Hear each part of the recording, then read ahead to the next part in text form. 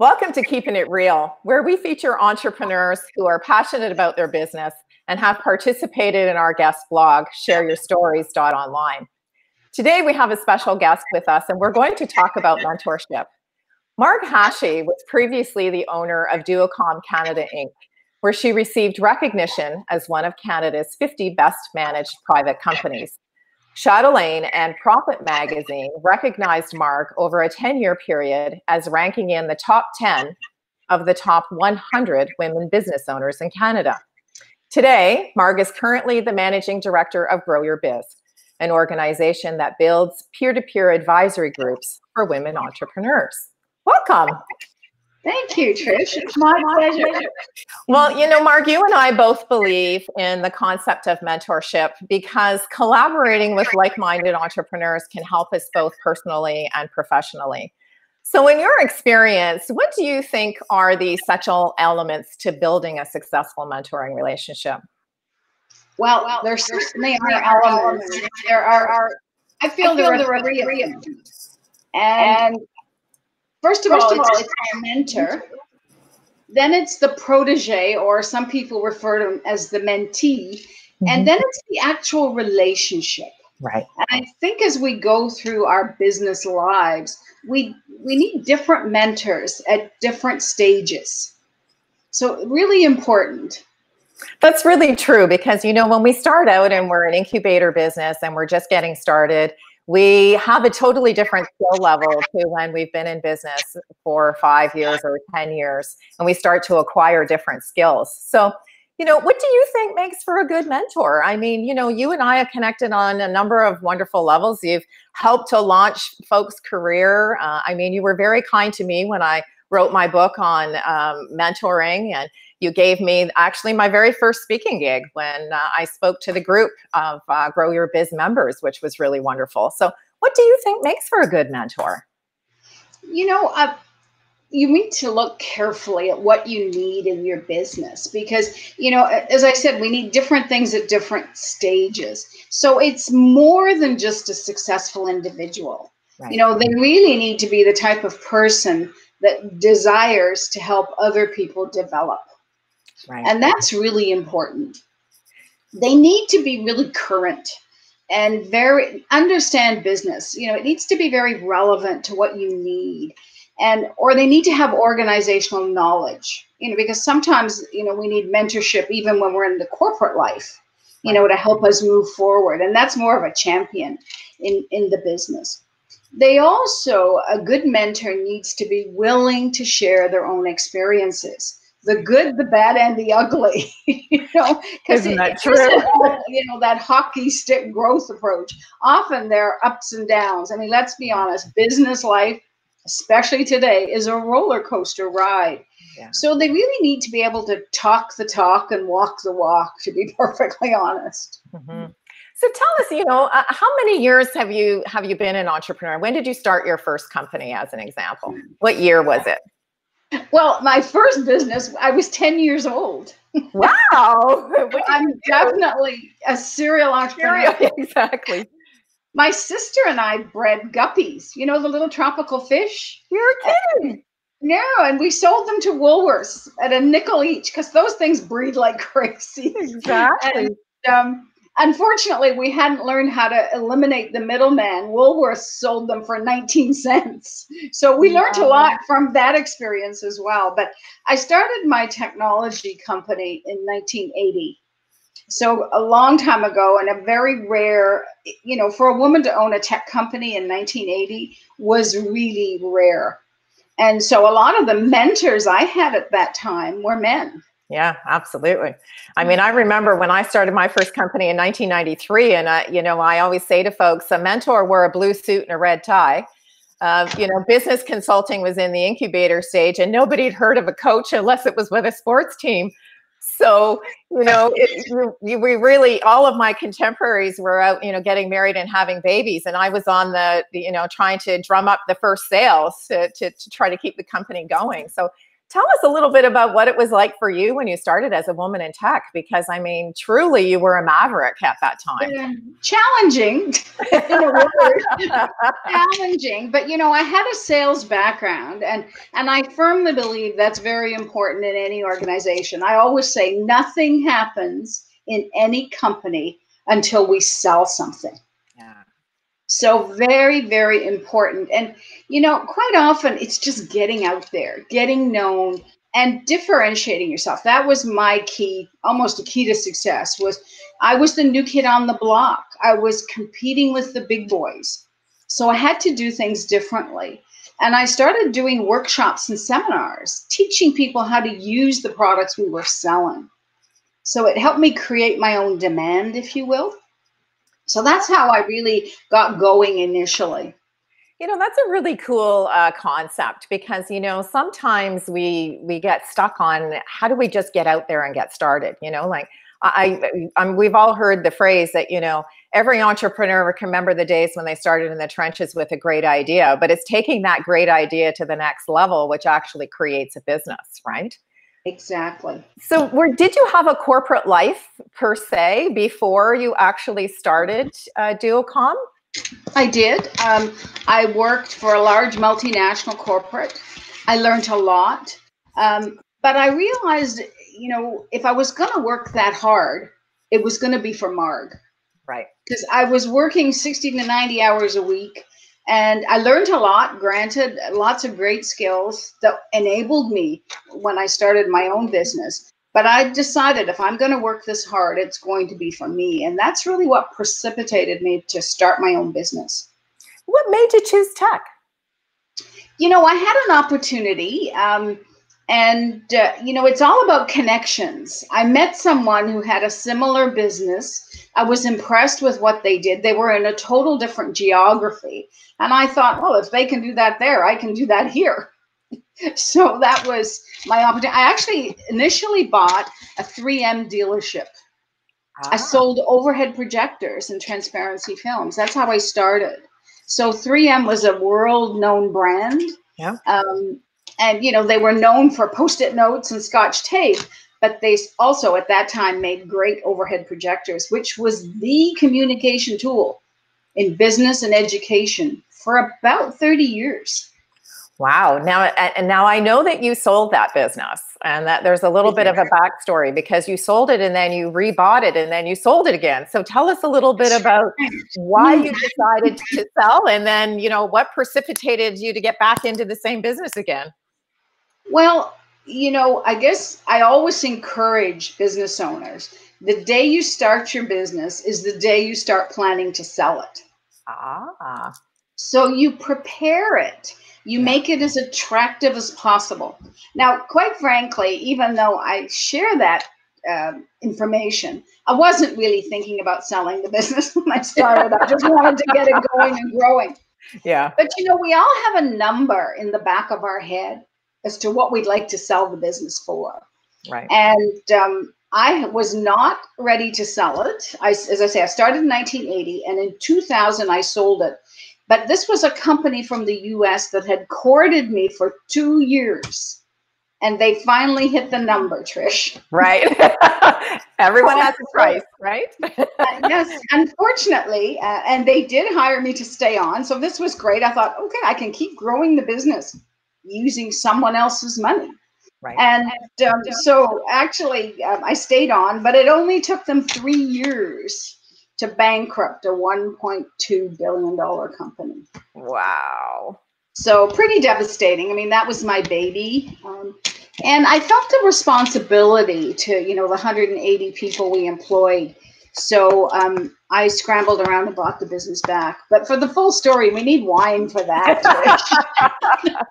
So tell me a little bit about, so I'll put myself in the position of looking for a mentor. So, I've been in business for a number of years, and, I'm stuck and I don't know how to get over that hurdle. I've got a barrier that I need to break, and I'm looking at my network, and I'm trying to find somebody that I can collaborate with. What are some of the things as a mentee that I should be looking for in the mentor that will really help me to sort of break some of those barriers? Well, I think it's really important that you find a mentor that has, first of all, the availability and the ability. So it's not it's time and energy, Right. really important. I mean, we all know many successful entrepreneurs, but if we ask them, can you spend an hour or 2 hours a month with me, they'd be, oh my god, my calendar's jammed, like there's no way. So Right. they have to have that time and energy available. They've also got to be willing to share failures and personal experiences, Mhm. because that's how we learn. Like, it isn't all a bed of roses. We know that. I mean, look what a lot of us have been through with this coronavirus, with COVID right now. Yeah. Lots of challenges for lots of businesses. A mentor also needs to have a growth mindset, not a fixed mindset. Right. And they really have to have a learning attitude. Because, if you start mentoring someone, particularly if they're not in the same industry as you've been, you need to invest the time as a mentor to learn about their business, learn about their challenges, make an investment of time other than the actual time you spend mentoring one-on-one. So I think that's very important. A good mentor has to also have the ability to develop skills in others. So good, clear communication, the ability to have empathy, like really understand what that protege or mentee is going through so that you can encourage, support, and help them get over specific barriers. That's really important. You make a good point because, okay, so, someone's called you out of the blue to have coffee and, the conversation is going in such a way that, you can get the feeling that there's going to be a great connection and you'd be able to help them out. But as the mentee, it's not all a one-way street. This is sort of a two-way relationship. So if you are going to mentor someone as a mentee, what type of skills or what type of things should you be expecting in that relationship? Well, I think a good protege really is committed to expanding their own capabilities. Right. They're willing to learn, and good for them if they've been willing to ask for help.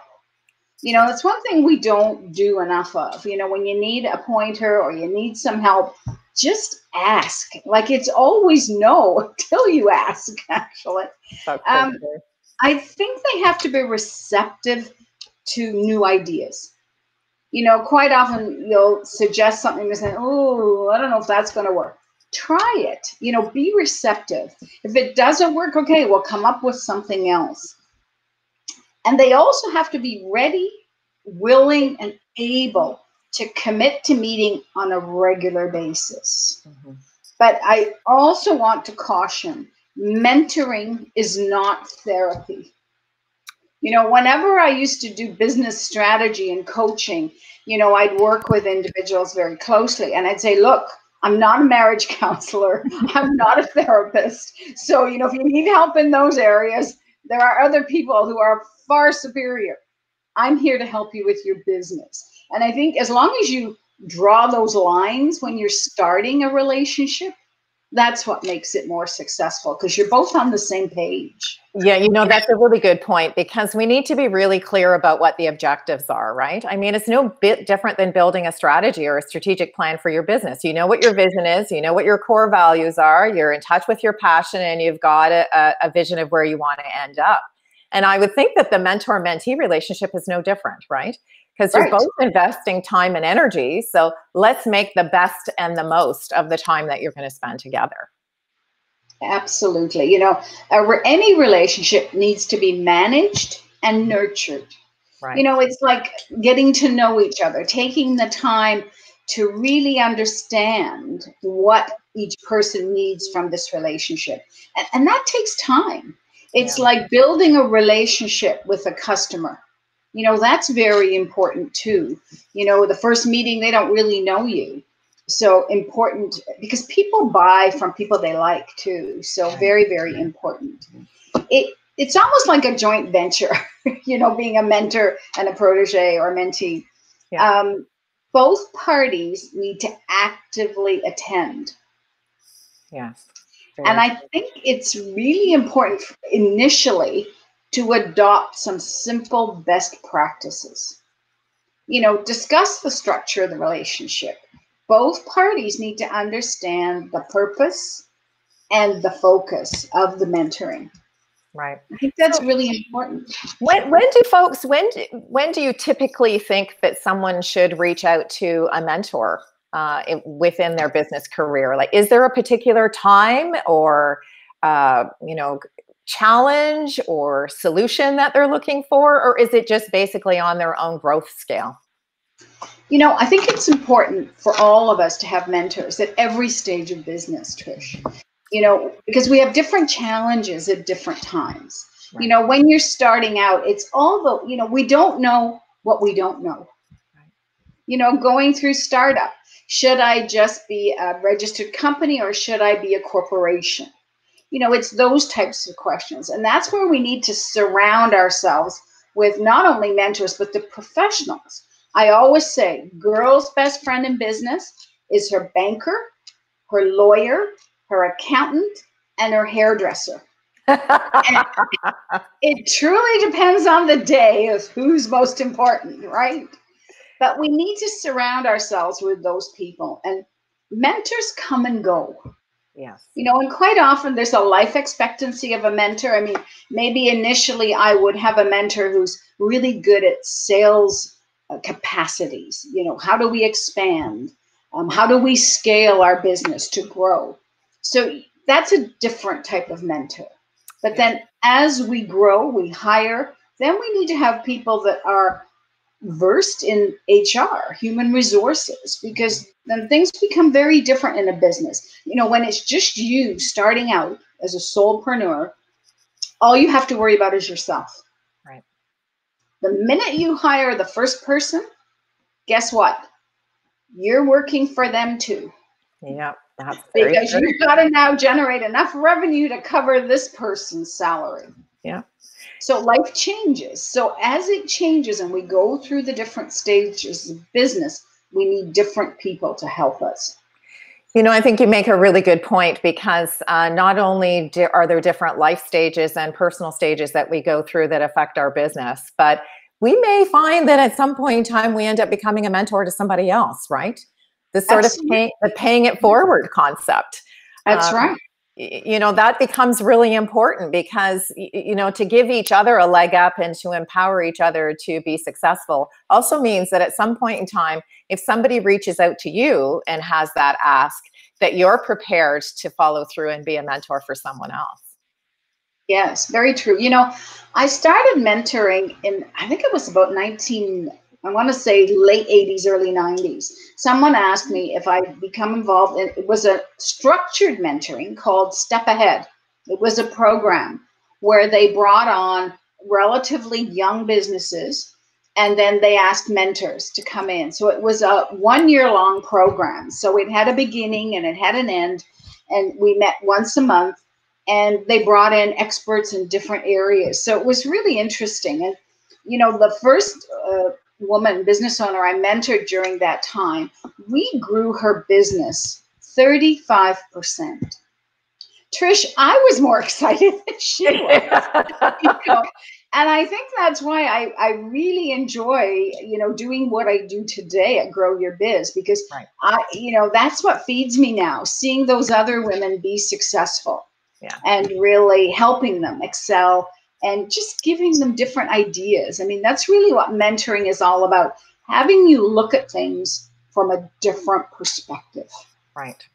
Well, you know, one of the things that we talk about in the guest blog, and as you're familiar with Share Your Stories, you know, we have now over 150 entrepreneurial stories on the site. And one of the things that we ask each of those entrepreneurs to share is their 3 words of advice.